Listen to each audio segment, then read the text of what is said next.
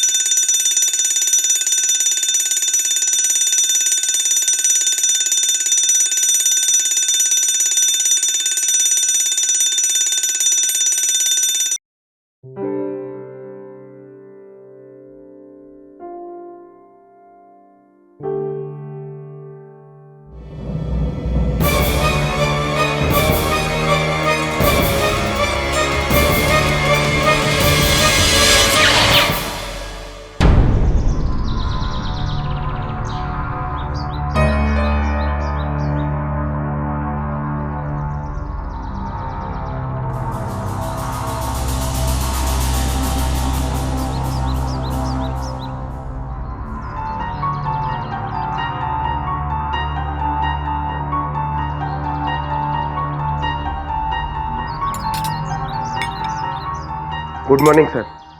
Good morning. Thank you. अरे तुम तो फिर किचन में किसकी आवाज आ रही है? सर राजू और उसकी बीवी आ गए हैं। अच्छा। Happy birthday sir. Thank you very much.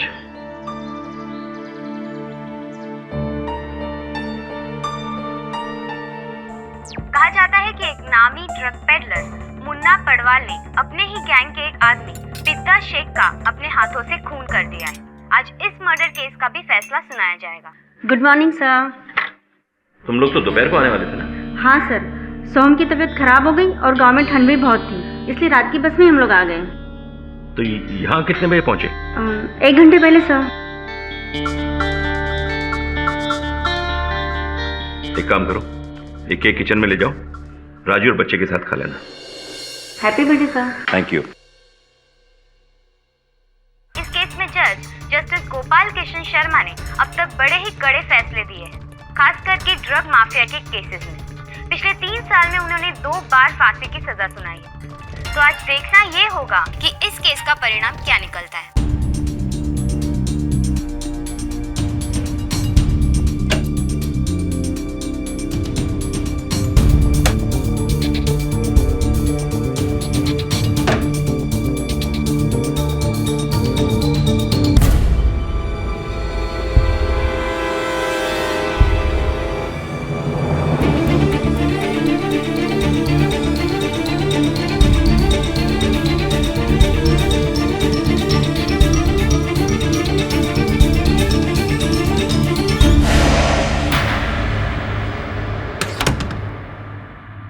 कहाँ जा रहे हो?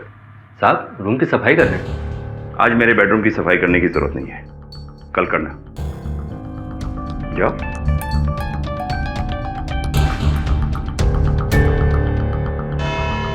प्रोसिक्यूशन ने केस की गहराई तक जाकर यह साबित किया है कि पिद्दा शेख को मारने के लिए मुन्ना पडवाल के पास वजह तो थी, पर अभी तक कोई हथियार नहीं मिला है और ना ही उंगलियों के निशान। सारे के सारे सबूत सर्कमस्टेंशियल हैं, इसलिए कोई ठोस सबूत ना होने की वजह से मुन्ना पडवाल पर कत्ल का इल्जाम साबित नहीं होता है। ये कोर्ट मुन्ना पडवाल को बाइज्जत बरी करती है। The court is adjourned. Sir. क्या है? सर ये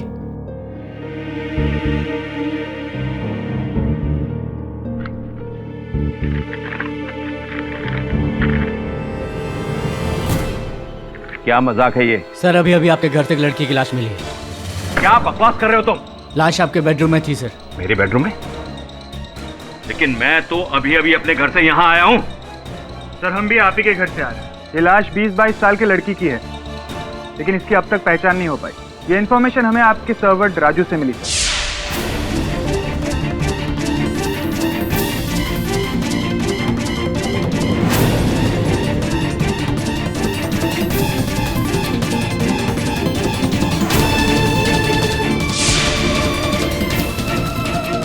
सर ये लाश की फोटो है जो हमें आपके बेडरूम से मिली। नहीं, मैं इस लड़की को नहीं जानता। सर हमें आपके फिंगरप्रिंट्स लेने होंगे। क्यों? आपको शक है कि ये कत्ल मैंने किया है?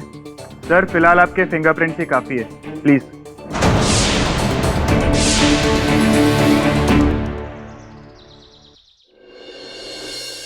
Excuse me sir, Amrita ji आपसे मिलना चाहती हैं।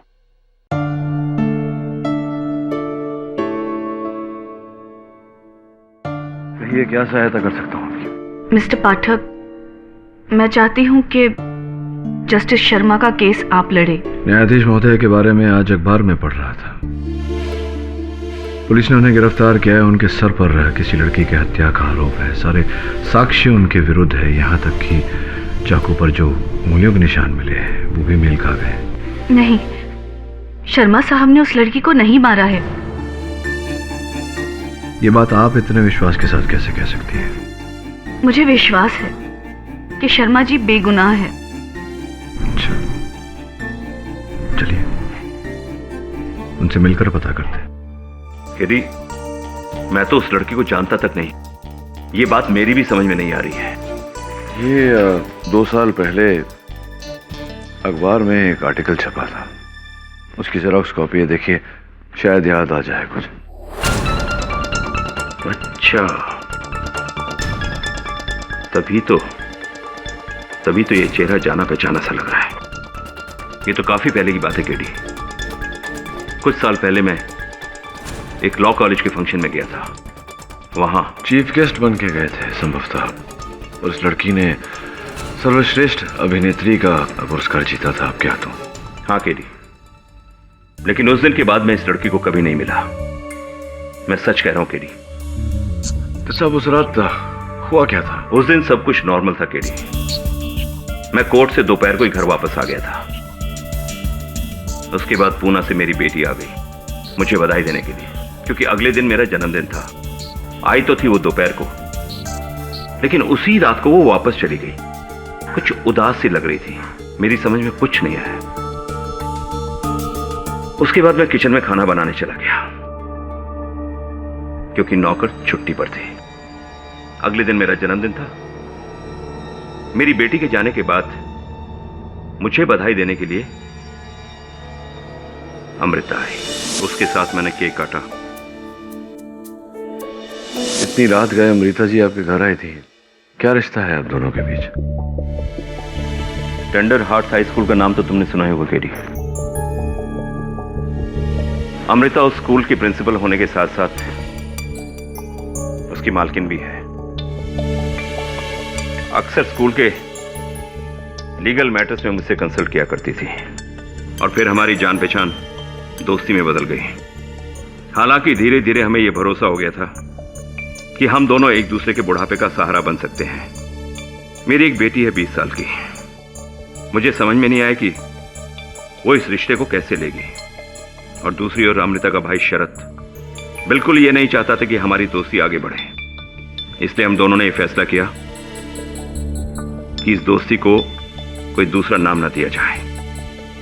और फिर केक काटने के बाद अदिति का फोन आया था। हेलो पापा, हैप्पी बर्थडे। थैंक यू बेटा। तुम होती तो कितना अच्छा होता। मैं तुम्हें बहुत मिस कर रहा हूँ बेटा। मैं भी आपको बहुत मिस कर रही हूँ पापा। मैं अभी स्टेशन पर ही हूँ। मैं ऐसा करती हूँ, मैं वापस घर आ जाती हूँ। आ जाओ बेटा, आ जाओ। कुछ देर बाद अमृता अपने घर चली गई। जिसके बाद अदिति आई थी वो? नहीं, वो नहीं आ पाई। उसे पूना जाना था, कुछ अर्जेंट काम था। उसका एसएमएस आया था। और उसके बाद मुझे नींद की प्रॉब्लम है, इसलिए मैंने नींद की गोली खाई और थोड़ी देर टीवी देखा। टीवी देखते देखते मैं सो गया। तुम्हारे तीनों फ्रेंड्स आई नहीं? उसके बाद एक जोर से आवाज आई, मेरी आंख खुल गई। मैंने देखा चारों तरफ अंधेरा था। मैं सोफे से उठा और सीधे अपने बेडरूम में चला गया। मुझे यह रियलाइज ही नहीं हुआ कि घर में कुछ हुआ है। ये जो पिस्तौल है आपकी, कहाँ रखते हैं आप इसे? अपने स्टडी के लॉकर में। इसके बारे में आपके अलावा और कौन जानता है? मेरे अलावा ये तो सिर्फ अदिति जानती है, लेकिन वो तो रात को ही पुणे चली गई थी। योर ऑनर, आज की ये तारीख, आज का ये दिन न सिर्फ मेरे लिए लेकिन पूरी अदालत के लिए एक बहुत ही बुरा दिन है। It's a sad day. कभी सोचा भी नहीं था कि जिस शख्स को मैं ही नहीं, पाठक साहब भी, हम सब भी योर ऑनर कह के इज्जत देते थे, आज वही शख्स मेरे सामने यूं कटघरे में खड़ा होगा मुजरिम बनकर। It's painful.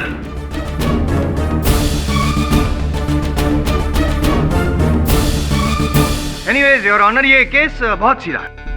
ऑनर, हुआ यूं था कि रिया जी की लाश शर्मा जी के घर से मिली। घर से नहीं, बेडरूम से मिली, खून से लथपथ। उनके माथे पर यहाँ पर गोली चलाई गई थी और सीने में चाकू घोंपा गया था। उस चाकू पर शर्मा जी के उंगलियों के निशान भी थे और जो गोली मिली है यहाँ माथे पर से रिया जी के, वो .32 बोर पिस्टल से चलाई गई थी। और शर्मा जी के घर से एक लाइसेंस बरामद हुआ है, वो भी .32 बोर पिस्टल का ही है। लेकिन मजे की बात यह है योर ऑनर, पिस्टल गायब है। ऐसा कैसे हुआ? हो सकता है ना योर ऑनर, हो सकता है क्योंकि शर्मा जी को इतना एक्सपीरियंस था कि वो मर्डर वेपन को गायब कर दे ताकि कोई सबूत ना रहे। और मेरा एक्सपीरियंस ये कहता है कि जिस दिन वो पिस्टल मिल जाएगी योर ऑनर, शर्मा जी की उंगलियों के निशान भी मिल जाएंगे। क्यों शर्मा जी? मैं यूं ही नहीं कह रहा हूँ पाठक साहब, इसलिए कह रहा हूँ क्योंकि जिस रात खून हुआ उस रात शर्मा जी और रिया जी के अलावा घर में कोई था ही नहीं। जाहिर सी बात है, रिया ने खुद तो अपने आप पे गोली नहीं चलाई होगी। और ये बात साबित भी कर दूंगा मैं मेरे अगले गवाह के द्वारा।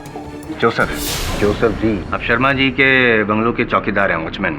जी साहब, करेक्ट। तो अब जज साहब को ये बताइए कि उस दिन, उस रात कौन कौन आया था शर्मा जी के बंगले पे और कौन कौन कब गया था? जी साहब, जज साहब दोपहर को आए थे, उसके बाद वापस नहीं गए।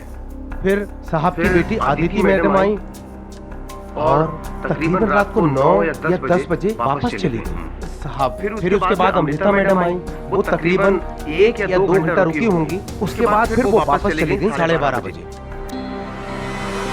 बस और कोई नहीं साहब? और कोई नहीं आया था? कोई नहीं आया था। पाठक साहब, आप यहाँ आना चाहेंगे? हाँ, आना तो पड़ेगा जायसवाल साहब, क्योंकि आपके गवाह कह रहे हैं कि कोई नहीं आया था।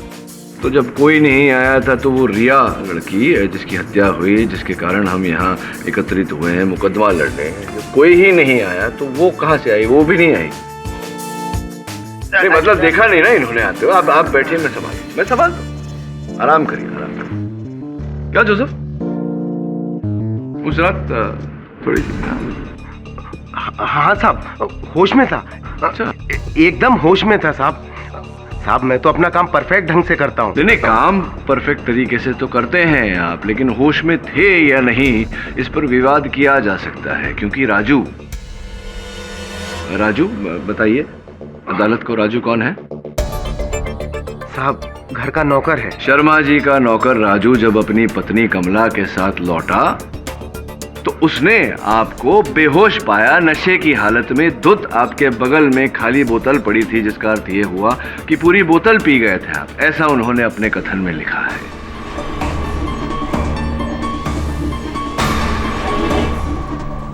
जी साहब, पी थी ना पूरी तरह से? वो साहब क्या है कि एक्चुअली अपने यहाँ फेस्टिवल था। हाँ, वो कुछ भी हो, लेकिन ड्यूटी पर पीकर सो गए थे ना।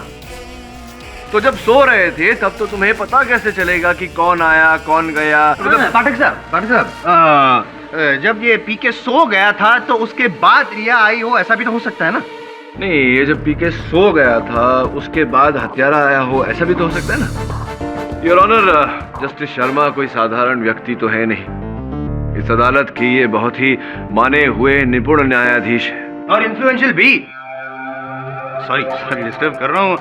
इन्फ्लुएंशियल पोजीशन का ही तो फायदा उठाया उन्होंने। शर्मा जी, ये जो लड़की है रिया, आप उसको पहले से जानते हैं क्या? ये बात सच है? वकील साहब, मैं अपनी जिंदगी में हजारों स्टूडेंट से मिला हूं, इस लड़की से भी मेरी बात हुई है, लेकिन पर्सनली मैं इसे नहीं जानता। झूठ बोल रहे हैं आप शर्मा जी। सच मैं बताऊंगा और मोटिव ऑफ मर्डर भी साबित करूंगा। योर ऑनर, जरा सोचिए, शर्मा जी की उम्र 55 साल की है, उनकी पत्नी को मरे हुए कई साल बीत गए हैं और अचानक एक खूबसूरत 20 साल की लड़की उनके सामने आती है मदद मांगने के लिए, एक स्ट्रगलिंग एक्ट्रेस। इनकी नीयत बिगड़ जाती है, इनके इरादे नेक नहीं रहते, इसीलिए आपने रिया के साथ एक नाजायज रिश्ता जोड़ा। लेकिन आपकी जो उम्र है तो आपको इतना तो अनुभव होगा ही, कैसे जो नाजायज रिश्ते होते हैं शर्मा जी, उनकी उम्र कुछ ज्यादा लंबी नहीं होती।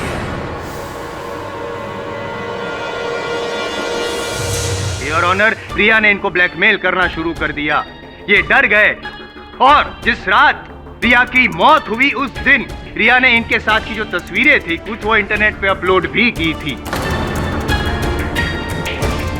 क्या करते हैं जज साहब, घबरा गए आप, डर गए, क्योंकि उनका रेपुटेशन जो दांव पे था ना, इसीलिए बड़े ही प्लानिंग के साथ शर्मा जी ने रिया को अपने घर पे बुलाया, बेडरूम में बुलाया पैसे देने के बहाने, लेकिन पैसे नहीं दिए, सीधी मौत दे दी, चाकू घोंप दिया और फिर गोली भी चला दी यहाँ सर पे। Your honour, this is a cold blooded murder done. तुम्हें कुछ और कहना है केडी? सर्वप्रथम योर ऑनर, मान लेते हैं कि जस्टिस शर्मा ने रिया की हत्या की। अगर इन्होंने रिया की हत्या की तो ये लाश को ठिकाने लगा देते योर ऑनर, न कि उसे अपने शयन कक्ष में सजा कर रखते ताकि लाश वहां पाई जाए और ये फंस जाए। यही तो है योर ऑनर, हम अब तक इसी बात पर वजन देते आए हैं कि जस्टिस शर्मा ने रिया को मारा या नहीं। ये नहीं सोच रहे कि इस हत्या से, इस कांड से सबसे अधिक लाभ किसको हुआ। मैं इसलिए कह रहा हूं योर ऑनर क्योंकि मुझे पूरा विश्वास है कि जिस व्यक्ति को इस कांड से लाभ हुआ है उसी ने जस्टिस शर्मा को इस केस में फंसाया है।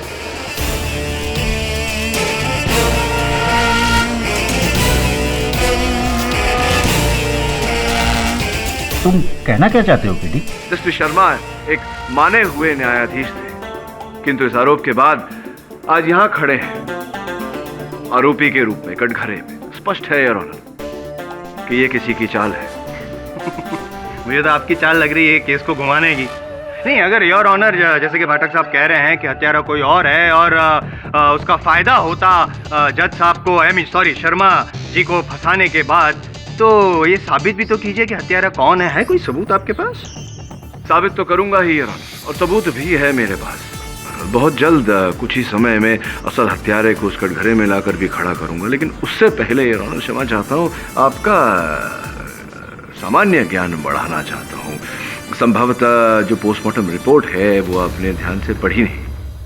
रिया की मृत्यु चाकू लगने से नहीं हुई जायसवाल साहब, सर में गोली लगने के कारण हुई। .32 बोर गोली लगने के बाद सारा जो लहू था उनके शरीर का वो बह गया था। जिस समय चाकू मारा गया उन्हें, पोस्टमार्टम रिपोर्ट के अनुसार वो मृत थी। रही प्रोसिक्यूटर साहब की बात की पिस्तौल बरामद नहीं हुई योर ऑनर, मैं कहना चाहूंगा कि इतने माने हुए न्यायाधीश इतना तो जानते ही होंगे कि अगर ये अपने ही लाइसेंस्ड रिवॉल्वर से किसी की हत्या करे तो आरोप इनके सर पर ही आएगा, और जबकि इन्हीं का है लाइसेंस रिवॉल्वर तो उंगलियों के निशान भी उस रिवॉल्वर पर इन्हीं के होंगे। जो भी हो योर ऑनर, इस समय तक हत्या का औजार बरामद नहीं हुआ है तो उस पिस्तौल को लेकर कोई भी विवाद करना उचित नहीं होगा। योर ऑनर, मेरा मानना है कि जस्टिस शर्मा निर्दोष है और इसी कारण मैंने इनका केस लिया। जब मैंने इनका केस लिया, मैंने पता लगाना शुरू किया कि इनके दुश्मन कौन कौन हैं जो इन पर यह आरोप डालकर इन्हें घात देना चाहते हैं। मैंने अपने सहायक वरुण से, इनकी पर्सनल डायरी से, इनके घर के एंट्री रजिस्टर से नाम की सूची बनाने को कहा। उन नामों में ऐसा कोई नाम नहीं पाया मैंने योर ऑनर जिस पर मेरा संदेह जाए।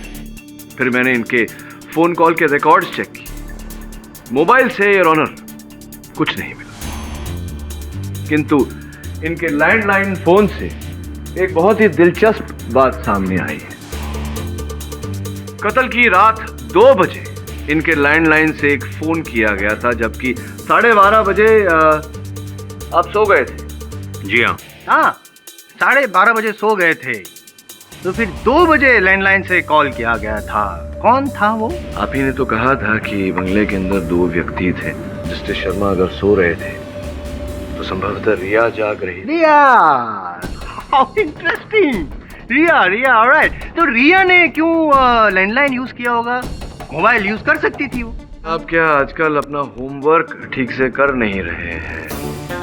ध्यान दीजिए अपने काम पर। फर्स्ट इंफॉर्मेशन रिपोर्ट में स्पष्ट रूप से लिखा गया है कि रिया के शरीर से, उनके मृत शरीर से और शरीर के आसपास से कोई मोबाइल फोन बरामद नहीं हुआ। तो जब किसी के पास मोबाइल फोन नहीं होता तो वो लैंडलाइन का उपयोग करता है। योर ऑनर, फोन किसने किया से महत्वपूर्ण बात यह है कि फोन किसको किया गया। सूची से पता चला है योर ऑनर कि वो फोन पप्पू पडवाल नामक व्यक्ति को किया गया। ये व्यक्ति वही है जिसके भाई के विरुद्ध हत्या का आरोप कुछ ही दिन पहले और इस केस के जज जस्टिस शर्मा थे। दिलचस्प बात यह है कि जिस रात रिया की हत्या हुई उसके अगले ही दिन उस केस में फैसला सुनाया जाने वाला। योर ऑनर, मैं पप्पू पडवाल जी को कटघरे में बुलाने की अनुमति चाहता। आप उनका कोई लेना देना नहीं है वो लड़की के साथ। आप उनको काहे को खड़ा किया इधर में? नहीं, खड़ा किया है क्योंकि ये जानने का प्रयास कर रहे हैं कि आप रिया को जानते थे या नहीं। रिया? आपुन कोई रिया विया नाम की लड़की को नहीं जानता है। आपुन रिया नाम की किसी लड़की को आज तक कभी मिला ही नहीं। तो मिला ही नहीं तो उन्होंने रात को 2 बजे आपको फोन क्यों किया? आपुन को तो कोई कॉल नहीं आया। कोई रॉन्ग नंबर होएगा साहब। मतलब रॉन्ग नंबर लगा और आप 11 मिनट तक बात करते रहे रॉन्ग नंबर पे।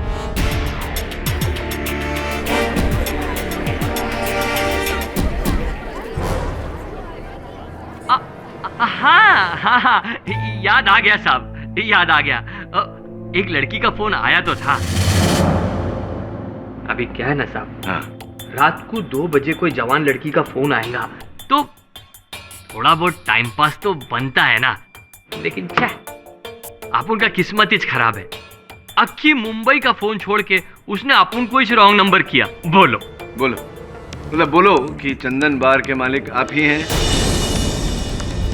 हाँ, क्यों?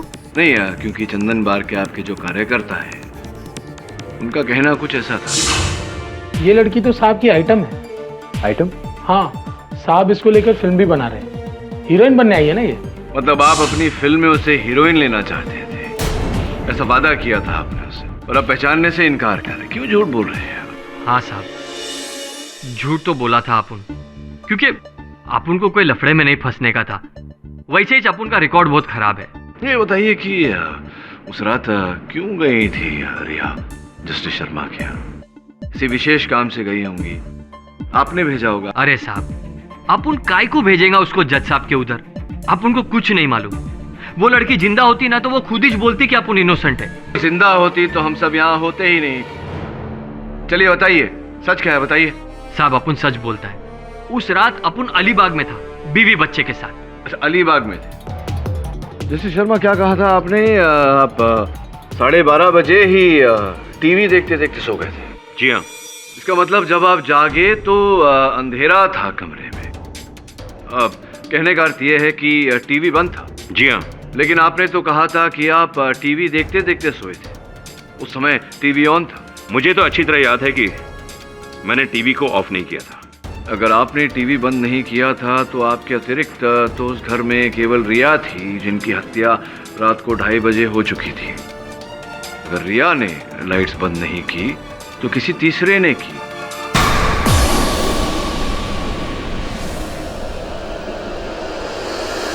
जिसका अर्थ ये होता है कि आप दोनों के अतिरिक्त कोई तीसरा भी था उस समय घर में जिसने ये बत्तियां बंद की।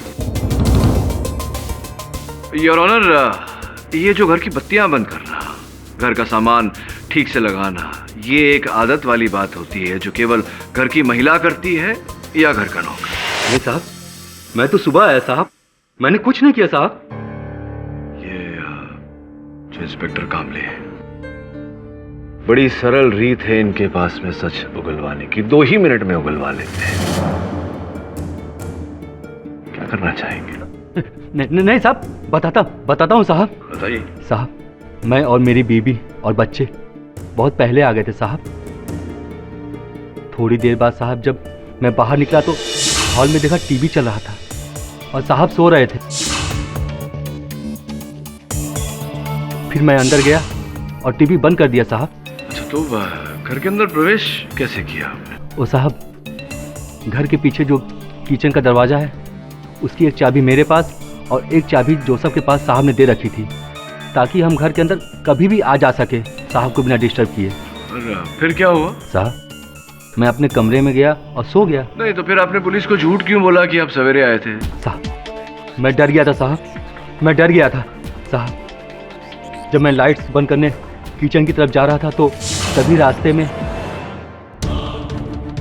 पहचानता है ना अपन को? देख, ये बड़े लोग के बीच की बात है, बीच में आएगा ना तो अपन भूलता नहीं है किसी को, समझा? मुझे लगा जज साहब और पप्पू पडवाल में कुछ लेना देना है, और जब उस लड़की की लाश मिली तो मैं डर गया साहब। मैं इस मामले में नहीं पड़ना चाहता था साहब, इसीलिए मैंने झूठ बोला। तो आप पूरी तरह से फंस गए हैं आप पप्पू जी। क्या कर रहे थे आप शर्मा जी के घर उस रात? देखो साहब, अपन को कोई लफड़े में नहीं फंसने का था। अपन तो खाली शर्मा साहब का स्कैंडल बनाने को मांगता था, बस।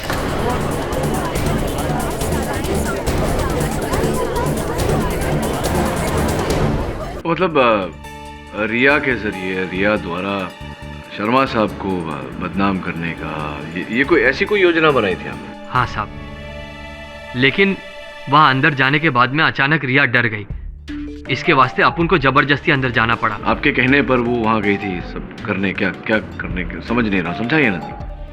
शर्मा साहब अपन के भाई के केस में जज था। अपन का वकील बोला कि ये अपने भाई को फांसी की सजा देगा, बोला इसकी हिस्ट्री ऐसी है। आपने ऐसा सोचा कि क्यों ना रिया का उपयोग किया जाए, इनके शर्मा साहब के विरुद्ध साया जाए, ऐसा? हाँ साहब, अपन ने प्लान बनाया कि शर्मा साहब को बदनाम करके केस से आउट कर देगा। अपन ने रिया को ऑफर दिया, उसको पटाया, वो मान गई और अपन ने शर्मा साहब के घर पे नजर रखना चालू कर दिया।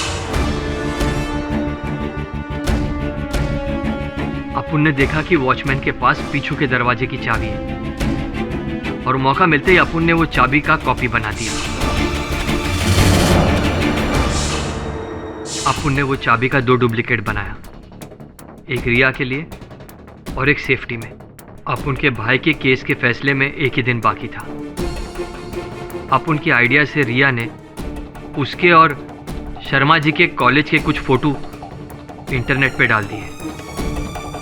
फिर अपन ने रात को रिया को शर्मा जी के घर में भेजा।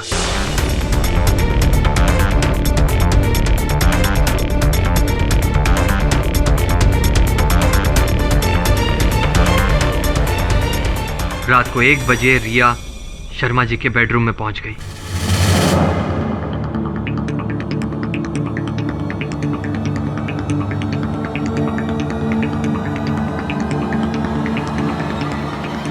मैं ये काम नहीं कर सकती पप्पू। अरे एड़ी हो गई लिए क्या? अभी उसको नहीं फंसाया तो मेरा भाई लटक जाएगा। चुपचाप मैं जैसा बोल रहा हूं वैसा कर। तेरे को मेरी पिक्चर में हीरोइन बनने का है ना? भाड़ में गई तेरी फिल्म, मेरे को जेल नहीं जाना है, समझ गया? अपुन ने उसको बहुत समझाया साहब, लेकिन उसकी तो सुई अटक गई थी। इसीलिए अपुन ने भी चानस लिया और घुस गया शर्मा साहब के घर के अंदर। शर्मा साहब के घर के अंदर आप घुसे, आपने रिया को मनाने का प्रयास किया, लेकिन रिया नहीं मानी और आपने उसकी हत्या कर दी। अरे अरे ये क्या बोल रहे हैं आप साहब? सिर्फ इसलिए कि अपुन का क्रिमिनल रिकॉर्ड है आपने मान लिया कि अपुन ने मर्डर किए लाए। जब अपुन अंदर पहुंचा तो अपुन ने देखा कि वो पहले ही मर चुकी थी और आपने बोला कि वो 2:30 बजे मरी है। 2:30 बजे रास्ते पर मामू ने अपुन का चालान काटा है, अपुन के पास रसीद भी है। चिंता मत करो, मैं जानता हूं कि यह हत्या आपने नहीं की। जो भी है, आपने इतना तो कबूल किया कि रिया को आप ही ने भेजा था। भेजा काम नहीं कर रहे मेरा। सीरियसली योर ऑनर, समझ में नहीं आ रहा है। पाठक साहब आप सब्र कीजिए, बताता हूँ, धीरे धीरे खोलता हूँ कहानी। योर ऑनर, मैं जस्टिस शर्मा की सुपुत्री अदिति को कटघरे में बुलाने की अनुमति चाहता हूं। अदिति उस रात अचानक क्यों चली गई? क्या वाकई कॉलेज का कोई काम आ गया था, या आपको आपके पिताश्री और अमृता जी के बीच जो संबंध है उसका ज्ञान हो गया? किसी ने बताया आपको इन दोनों के बारे में? संभवतः वो, क्या नाम है राजू की पत्नी का, कमला ने बताया होगा। नहीं, राजू, उसी ने फोन करके मुझे बताया कि साहब को इश्क हो गया। और उसी रात मैंने पापा को अमृता से फोन पे बात करते सुना। अमृता, अदिति यहाँ घर पे आई हुई है। मुझे बहुत गुस्सा आया। मैंने तभी डिसाइड कर लिया कि मैं एक सेकंड और घर पे नहीं रुकूंगी और सीधा स्टेशन चली गई, वापस पूना निकलने के लिए। और वहाँ पे वेट करते करते मैंने पापा को फोन किया रात के 12 बजे। हेलो पापा, हैप्पी बर्थडे। से बात करने के बाद मुझसे रहा नहीं गया, तो मैंने उनसे कहा कि मैं वापस घर आ रही हूँ। पर फिर सेलफोन है, सेलफोन कंपनी के अनुसार सेलफोन का एक लोकेशन ट्रैकिंग डिवाइस होता है, तो उस समय आपका सेलफोन आपके पापा के घर पर ही लोकेटेड था रात के 2:30 बजे। तो आप आई, बुरा लगा आपको, आप पापा को विश करने आई और बिना विश करे चली गई। हाँ, मैं जब पापा से मिलने वापस गई थी तब मैंने वहाँ पे अमृता को देखा घर से निकलते हुए, और अमृता को वहाँ देखकर मुझे बहुत गुस्सा आया। इसलिए मैंने उसी टैक्सी वाले को कॉल किया और उसमें वापस पूना चली गई। ये बात आपने पहले क्यों नहीं बताई? क्योंकि मुझे लगा ये बात इतनी इम्पोर्टेंट नहीं है, इसलिए मैंने नहीं बताई। ओके, बैठिए। That's all your honour. Your honour, इसका मतलब कि अदिति ने भी खून नहीं किया। मिस्टर जायसवाल, मुझे इस केस के बारे में आपसे कुछ बात करनी है। मुझे मालूम है पिस्तौल कहाँ है और किसने छुपाई है।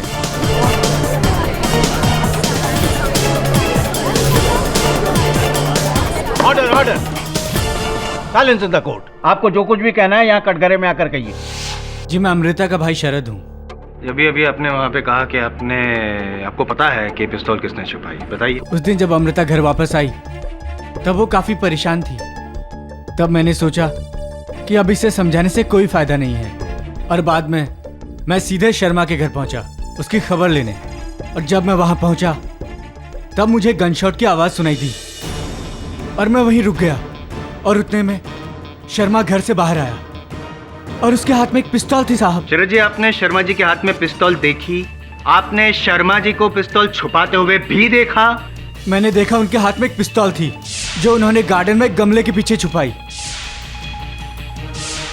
ऑनर, मुझे लगता है कि हमें मर्डर वेपन का पता चल गया है और मैं रिक्वेस्ट करूंगा अदालत से कि पुलिस को भेज के वो मर्डर वेपन बरामद करवाया जाए। मिस्टर कामले, आप अभी शर्मा जी के घर जाइए और वो मर्डर वेपन ढूंढ के लाइए। जी सर। शरद जी, जब आप जानते थे कि शर्मा जी ने वहाँ पिस्तौल छुपाई है तो आपने ये बात पुलिस के समक्ष क्यों नहीं रखी? साहब, उस दिन मैं बहुत डर गया था और इसीलिए उल्टे पांव ही वापस घर चला गया। और अगले दिन सुनने में आया कि पुलिस ने शर्मा को अरेस्ट कर लिया है मर्डर के लिए।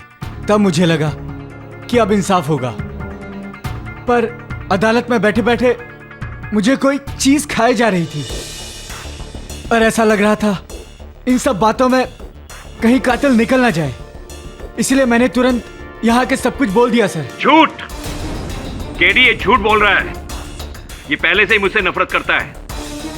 इसे डर है कहीं अमृता और मेरी शादी हो गई तो अमृता की पूरी प्रॉपर्टी और अमृता का स्कूल इसके हाथ से निकल जाएगा।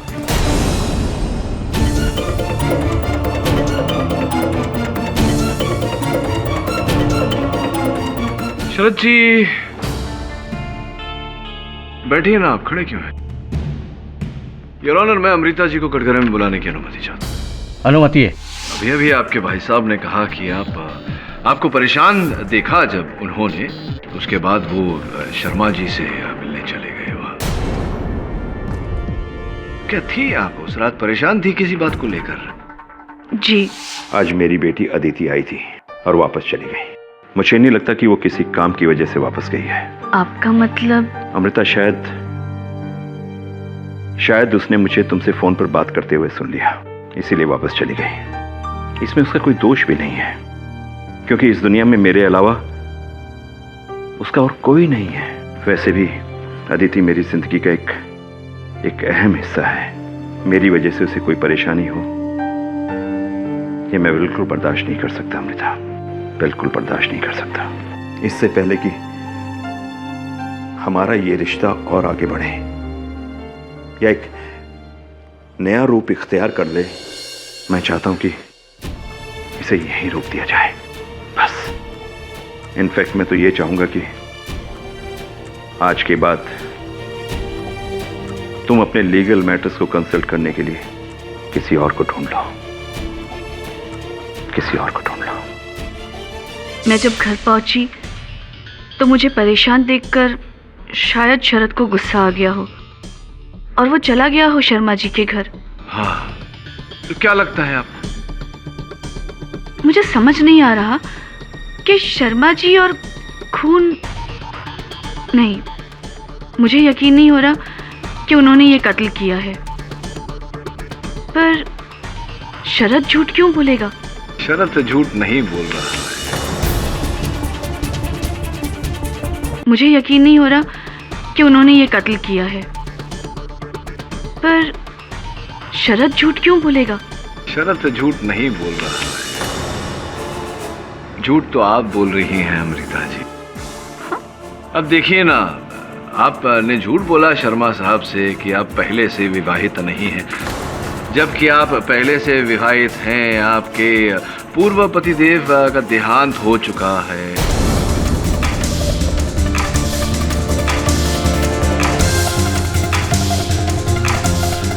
अमीर थे वो, उन्हीं के रुपयों से आपने ये स्कूल अपना जो है वो शुरू किया। स्कूल की जहां बात आई तो जिस बैंक में आपके स्कूल का खाता है, उनके साथ मैंने बातचीत की, सूची निकलवाई तो पता चला 9 करोड़ 55 लाख रुपए का कर्जा है आपके स्कूल पर। इन सब चीजों का इस केस से क्या मतलब है? नहीं, वो ये है कि बैंक ने आपको वो ऑर्डर भेजा था ना, टेक ओवर ऑर्डर, कि अगर आप उनके रुपए ना दे पाए तो कब्जा कर लेंगे आपके स्कूल पर, टेक ओवर कर लेंगे। और अगर आपको अपने स्कूल को बचाना होता तो आपको शर्मा साहब की तरह ही कोई ऐसे ऊंचे ओहदे पर रईस घराने का व्यक्ति चाहिए था आपको, और इसीलिए आपने शर्मा साहब को फंसाया। एक हद तक आप सफल भी हुई, लेकिन दुर्भाग्यवश आपके लिए अदिति बीच में आ गई।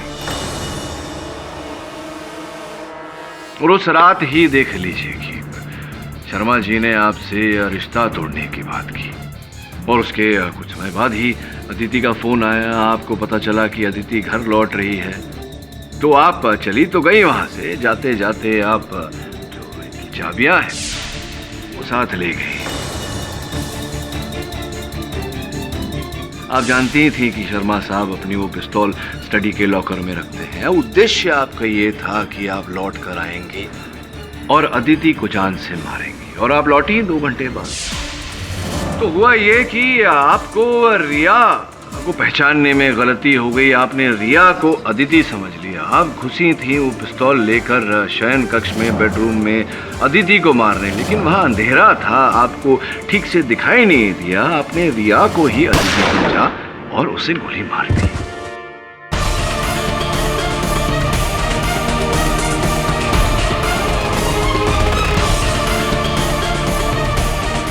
जिसके पश्चात अब वहां से ओझल हो गई। इस बात का क्या सबूत है आपके पास? अरे ये लीजिए, याद ही नहीं रहता आजकल कुछ। ये रुमाल को तो अवश्य पहचानती होंगी आप। हाँ, ये मेरा ही रुमाल है। हाँ, जानता हूँ आप ही का रुमाल है। ये जो रुमाल है वो दूसरे दिन सवेरे शर्मा साहब को अपने शयन कक्ष में, अपने बेडरूम में मिला। ये बात बताइए, आप तो गई नहीं थी बेडरूम की ओर, तो आपका रुमाल वहां कैसे पहुंच गया? मुझे कैसे पता होगा? नहीं, आपका रुमाल है, आपको पता होना चाहिए। आप ही बताइए, कहानियां तो आप बना रहे हैं। मैं कहानी बना नहीं रहा, कहानी बता रहा। अदिति ने जब आपको घर के बाहर देखा उस समय रात के 2:40 हो रहे थे। अब तो 12:30 बजे ही वहां से चली गई थी। तो उसके 2 घंटे 10 मिनट बाद आप क्या कर रही थी वहां? शरद ने शर्मा जी को गन छुपाते हुए देखा। उसका क्या? योना,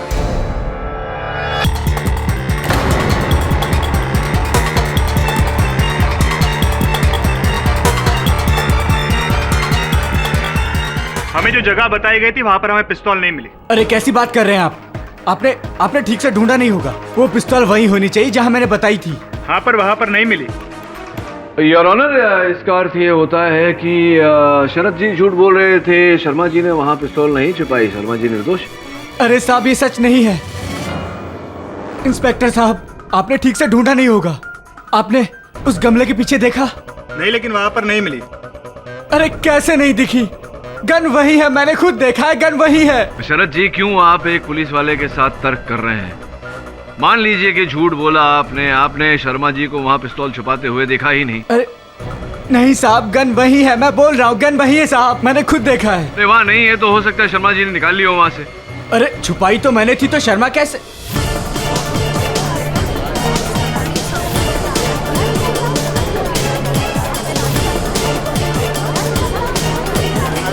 ऑर्डर, ऑर्डर। अच्छा, आप ही ने छिपाई थी पिस्तौल वहां, यानी कि खून भी आप ही ने किया है? मैंने कोई खून नहीं किया साहब, मैं तो सिर्फ वो गन छुपाने गया था। कत्ल तो अमृता ने किया है। शरद, मुंह बंद रख अपना इडियट। नहीं, अब मुंह बंद रख के क्या फायदा? बिल्ली बोरी से बाहर आ चुकी है। I mean the cat is out of the bag. चलिए ना, बताइए ना प्लीज, क्या क्या हुआ था? हाँ, मैंने ही रिया को अदिति समझकर मारा।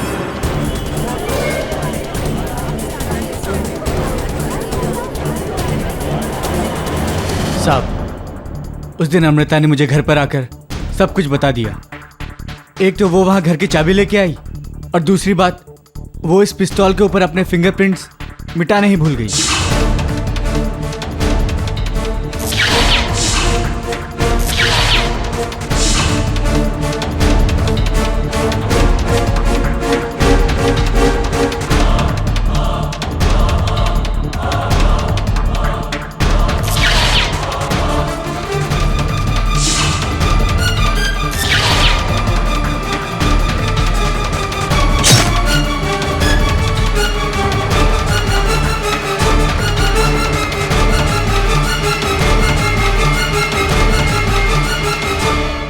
फिर जब अदिति ने अपने कथन में कहा कि उन्होंने रात के 2:40 पर अमृता जी को घर के बाहर देखा, तो आप भयभीत हो गए। आपको लगा कि आपकी बहन पकड़ी जाएगी और अपनी बहन को बचाने के लिए आपने ये झूठा कथन दिया अदालत में कि शर्मा जी ने वो पिस्तौल वहां छिपाई।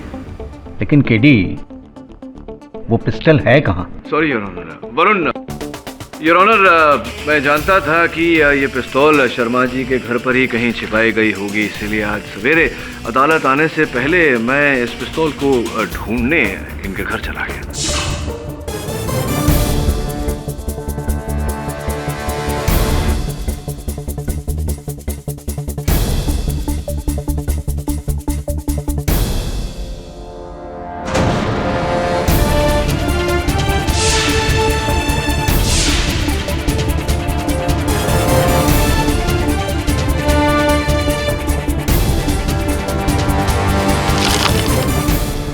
क्षमा चाहता हूँ योर ऑनर कि पिस्तौल के मिल जाने के बाद भी मैंने इसे छिपाए रखा। पहले से ही मुझे संदेह था अमृता जी और शरद जी पर। मैं जानता था कि शरद जी केवल ढोंग कर रहे हैं दोनों के रिश्ते को नापसंद करने की। योर ऑनर, मैंने ये बात केवल इसलिए छिपाई ताकि अदालत में ये कबूल करें कि हत्या इन्होंने की। अमृता और शरद ने चूंकि अपना जुर्म कबूल किया है, इससे मिस्टर शर्मा की बेगुनाही साबित होती है। इसलिए यह अदालत मिस्टर शर्मा को बाइज्जत बरी करती है और शरद और अमृता को फौरन हिरासत में लेने का हुक्म देती है। साथ ही पप्पू को भी हिरासत में लेने का हुक्म देती है। The court is adjourned. KD. हाँ जी सर। केस हारा हूँ, हिम्मत नहीं आ रहा हूँ। प्रणाम सर, प्रणाम। KD, thank you very much, I am obliged. कैसी बातें कर रहे हैं जस्टिस? मैं तो केवल अपना काम कर रहा हूं।